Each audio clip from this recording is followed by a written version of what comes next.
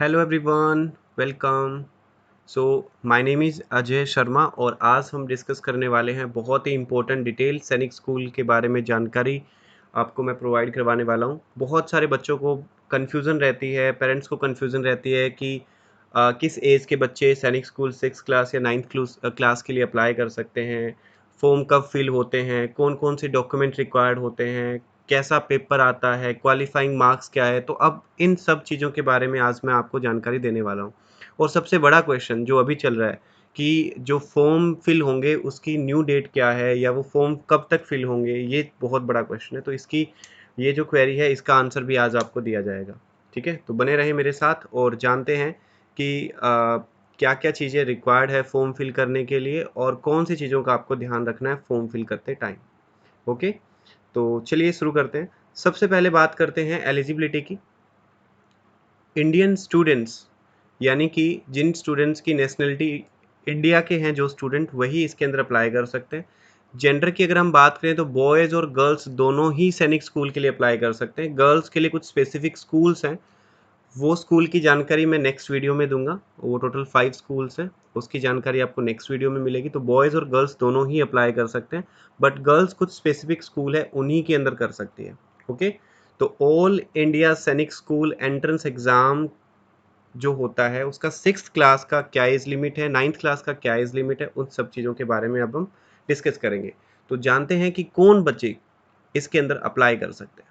तो 6th class के वो बच्चे ध्यान से सुने जिनकी एज 10 से 12 साल के बीच है। जिन बच्चों की एज 10 से 12 साल के बीच है वो इसके अंदर अप्लाई कर सकते हैं।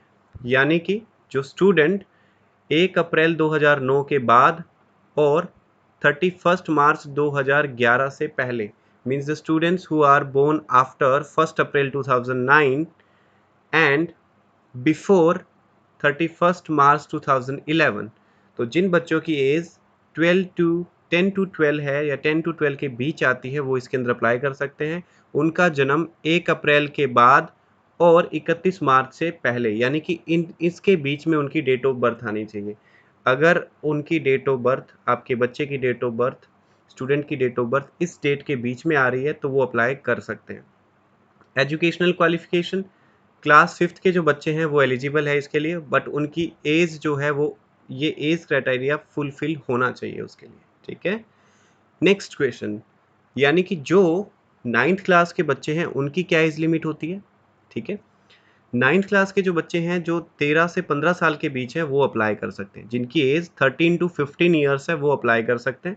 और the date of birth should be between 1st April 2006 to 31st March 2008।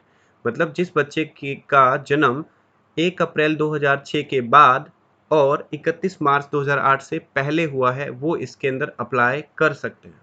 Okay, educational qualification यानी जो बच्चे 8th क्लास के अंदर पढ़ रहे हैं वो इसके अंदर अप्लाई कर सकते हैं, पर ये क्राइटेरिया फुलफिल होना चाहिए, एज का क्राइटेरिया।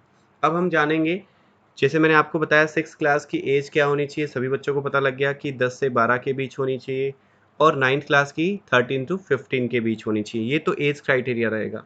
आगे बढ़ते हैं और जानते हैं कि कौन-कौन से डॉक्यूमेंट्स हमें चाहिए अगर आप ये फॉर्म फिल करना चाहते हैं तो। ठीक है? तो इसके लिए देखिए, डेट ऑफ बर्थ का जो सर्टिफिकेट होता है वो बच्चे का चाहिए। इसके अलावा डोमिसाइल, स्टेट का डोमिसाइल जो बनता है कि आप उस स्टेट के निवासी हैं, वो जानकारी आपको वहाँ पे मतलब उसकी कॉपी आपके पास होनी चाहिए। इसके अलावा कास्ट सर्टिफिकेट, अगर आप एससी और एसटी से बिलोंग करते हैं, अगर आप एससी एसटी से बिलोंग करते हैं तो आपको कास्ट सर्टिफिकेट देना ज़रूरी है। ठीक है, जनरल वालों को कोई कास्ट सर्टिफिकेट की रिक्वायरमेंट नहीं है। इनकम सर्टिफिकेट, इसके अलावा आधार कार्ड और 4 पासपोर्ट साइज़ फ़ोटो। ठीक है, 4 पासपोर्ट साइज़ फ़ोटो और सिग्नेचर, ये तो बच्चा कर ही देता है। ठीक है, तो ये डॉक्यूमेंट्स हैं जो रिक्वायर्ड हैं। Date of birth certificate, state domicile, इसके अलावा एससी एसटी के लिए हमें कास्ट सर्टिफिकेट की रिक्वायरमेंट पड़ेगी, इनकम सर्टिफिकेट भी हमें चाहिए, आधार कार्ड भी चाहिए और 4 पासपोर्ट साइज़ फ़ोटोग्राफ।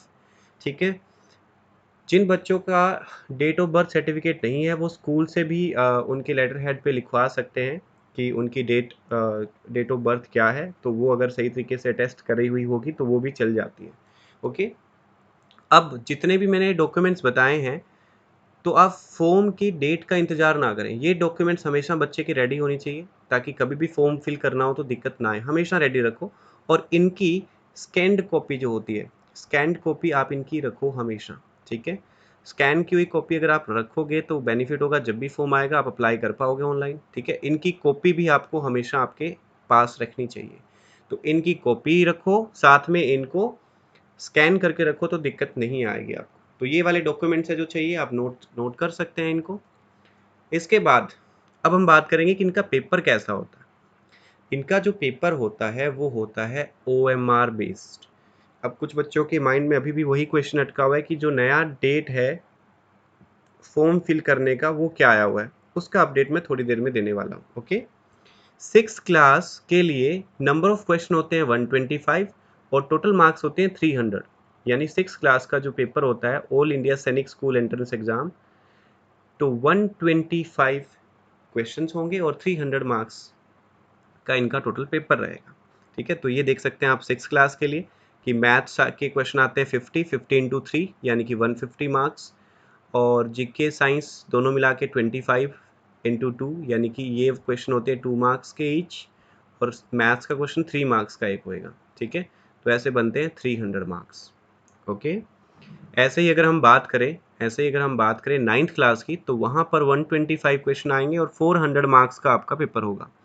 और 9th क्लास में मैथ्स होगा 50 इंटू 4, इंग्लिश होगी 25 इंटू 2 यानी कि 25 क्वेश्चन और 2 मार्क्स का एक क्वेश्चन, 2 मार्क्स का एक क्वेश्चन, और 50 क्वेश्चन और 4 मार्क का एक क्वेश्चन। इसका मतलब 200 का मैथ्स होगा, बाकी मिला करके 200 का।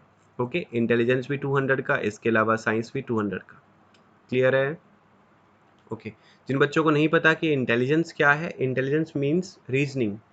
आपकी मेंटल एबिलिटी को टेस्ट करने के लिए रीजनिंग होता है, ठीक है? इसके अलावा अगर हम बात करें कि इस एग्ज़ाम में क्या करना पड़ेगा, अगर मान लो आपने एग्ज़ाम पास कर दिया, सबसे पहला स्टेप होगा आपको एग्ज़ाम पास करना। क्या क्या स्टेजेस रहेगी, एग्ज़ाम पास जब आप कर लेंगे, एग्ज़ाम आप क्वालिफाई कर लेंगे और कट ऑफ को क्लियर कर लेंगे, तो उसके बाद मेडिकल एग्जामिनेशन होता है, फिर फाइनल डॉक्यूमेंट वेरिफिकेशन होती है, उसके बाद सिलेक्शन कंसिडर होता है। Okay, great. अब न्यू और एक्सपेक्टेड डेट क्या होगी? देखो बच्चों, जो सैनिक स्कूल के एंट्रेंस एग्ज़ाम की जो जो एप्लीकेशन फ़ॉर्म फिल होते हैं, सैनिक स्कूल के लिए, वो अगस्त में स्टार्ट होते हैं। अगस्त में स्टार्ट होते हैं फर्स्ट वीक में लगभग, और सितंबर के लास्ट वीक तक चलते हैं। तो अगस्त से सितंबर के बीच फॉर्म भरे जाते हैं। लेकिन अब की बार अगस्त लगभग निकल चुका है और फॉर्म अभी तक फिल नहीं हुए हैं, क्योंकि कोविड-19 की वजह से लेट हो गया है थोड़ा। तो अब जो इसकी एक्सपेक्टेड डेट है वो सेकंड वीक सितंबर का माना जा रहा है अभी। अभी तक सेकंड वीक जो है सितंबर का वो कंसिडर किया जा रहा है, ठीक है? बाकी देखते हैं, अभी तक यही उम्मीद है कि सेकंड वीक के अंदर इसके फॉर्म आ जाने चाहिए और उसके बाद में फिर ये अक्टूबर तक फॉर्म फिल करना इसका जारी रहेगा, ठीक है? और आप इसको कैसे अप्लाई कर सकते हैं? आप इसको ऑनलाइन अप्लाई कर सकते हैं। ऑनलाइन कहाँ और कैसे अप्लाई करेंगे? जो यहाँ पर वेबसाइट मेंशन है sainicschool.admission.in, इसको विजिट करके वहाँ पर आप फॉर्म फिल कर सकते हैं, ठीक है? और इसकी जो पेमेंट होती है वो 400 के आसपास होती है जनरल की, और SC/ST के लिए लगभग 250 के अराउंड होती है। ओके, अब हम बात करते हैं कि जो बच्चे तैयारी करना चाहते हैं सैनिक स्कूल के लिए एलिजिबल है। मैंने आपको क्राइटेरिया बताया कि क्या क्या चीज़ें रिक्वायर्ड है, क्या एलिजिबिलिटी है। तो अगर आप तैयारी करना चाहते हैं, अगर आप घर बैठ के तैयारी करना चाहते हैं, तो हमारी ये बुक सेट है, ये परचेज कर सकते हैं आप। इसके अंदर हम 2 मैथ्स की बुक प्रोवाइड करवा रहे हैं, जिसके अंदर एक बेसिक बुक होता है और एक प्रैक्टिस बुक होता है। ऐसी 2 इंग्लिश की बुक होगी, इसमें बेसिक दिया होगा, दूसरे में प्रैक्टिस करने के लिए बहुत सारे क्वेश्चन। ऐसी रीजनिंग की बुक हैं 2, ऐसे ही जीके के हैंड रिटन नोट्स मिलेंगे, वोकेबलरी की बुक होगी, साइंस की बुक होगी। जो बच्चा इसको ऑर्डर करना चाहता है वो सिर्फ और सिर्फ 4500 रुपीज़ में इसको परचेज कर सकता है। पूरी 10 बुक्स का किट आएगा और डिलीवरी चार्जेस इसी के अंदर इंक्लूडेड हैं, आपके घर पे डिलीवर करवा दी जाएगी। जो भी इंटरेस्टेड है इसको, वो अभी के अभी कॉल कर सकता है इन नंबर्स पे, या इन नंबर्स पे व्हाट्सअप कर सकता है और अपना स्टडी किट बुक कर सकता है, ठीक है? सो गाइस, आज के लिए इतना ही। और जो बच्चे नए हैं इस चैनल को सब्सक्राइब कर लो और वीडियो को लाइक भी कर दें। और अगर आप इस जो मैंने अभी अभी आपको ये पूरा प्रोसेस बताया है, इसकी आप PDF डाउनलोड करना चाहते हैं इसकी जानकारी को ज़्यादा अच्छे से समझने के लिए, ठीक है, तो आप इसकी PDF भी डाउनलोड कर सकते हैं। टेलीग्राम का लिंक आपको डिस्क्रिप्शन में मिल जाएगा, ठीक है?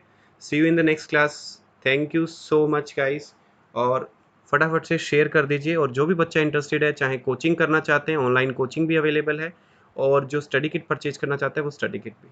Thank you so much.